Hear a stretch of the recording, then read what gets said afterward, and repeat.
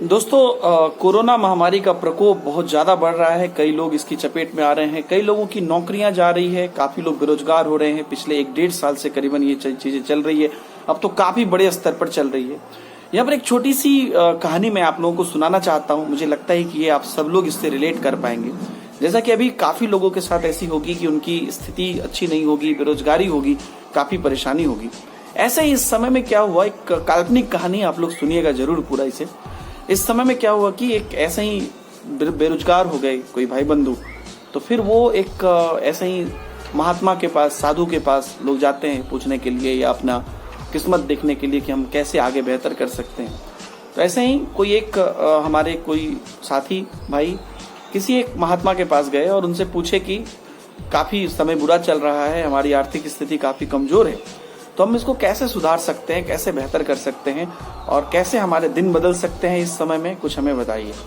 तो साधु महात्मा ने बोला कि उन्होंने एक गिट्टी आप लोग समझते हैं, जो पत्थर होता है, छोटा छोटा पत्थर, उसका ढेर उसको दिया कि ये पूरा ढेर है और सामने एक नदी है।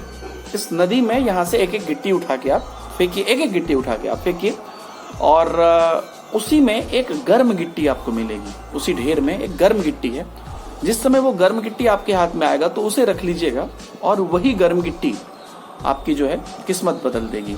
तो ये बात साधु महात्मा बोल के चले गए और ये पूरी तरीके से पैसिनेट हो गए कि भाई इतनी परेशानी है, उसमें एक गर्म गिट्टी मेरी किस्मत बदल देगी। तो और वो बहुत पहुंचे हुए साधु थे, तो विश्वास भी था उन पर, तो मेरी किस्मत बदल देगी, तो चले ट्राई करते, क्या जाता है जिंदगी में, सब कुछ तो ट्राई कर रहे हैं, नौकरी से निकल गया इधर उधर सारी कंपनी, तो ये भी ट्राई करते। तो वो गिट्टी फेंकना शुरू किया। पहले दिन पूरा एकदम गिट्टी को एकदम देख रहा है, चूज कर रहा है, फेंक रहा है, नहीं गर्म तो नहीं है, फेंक दिया। सब कुछ चूज कर रहा है, देख रहा है, समझ रहा है कि गर्म नहीं है, गर्म नहीं है, गर्म नहीं, एकदम देख के फेंक रहा है। दूसरे दिन फिर से वो फेंक रहा है, लेकिन अभी उसकी जो है थोड़ी सी मतलब नहीं होते, आलस आ जाती है, या हमारा चलिए अब डेली का काम है, तो उस दिन थोड़ा और मतलब निष्क्रियता के साथ वो फेंकना शुरू कर दिया।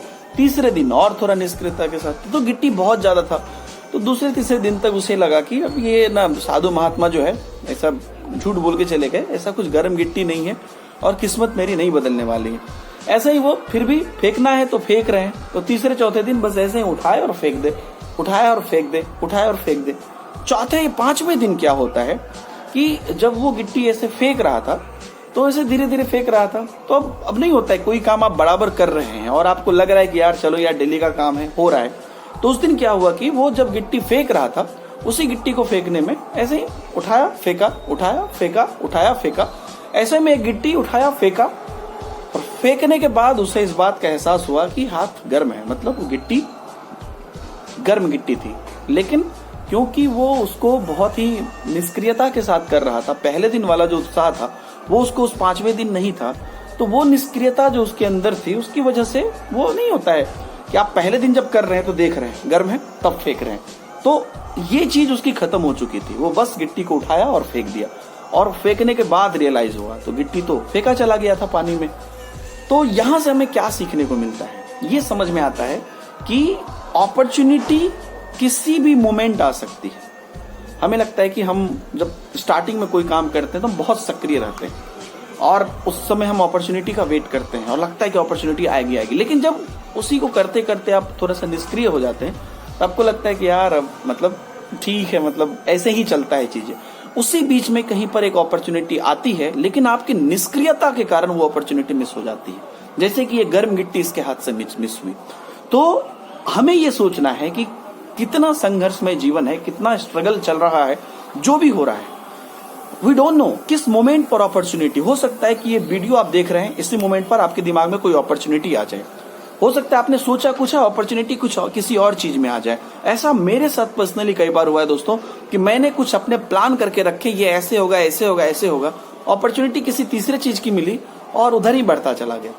तो ये अपॉर्चुनिटी कभी भी किसी भी तरह से किसी भी रूप में आ सकती है।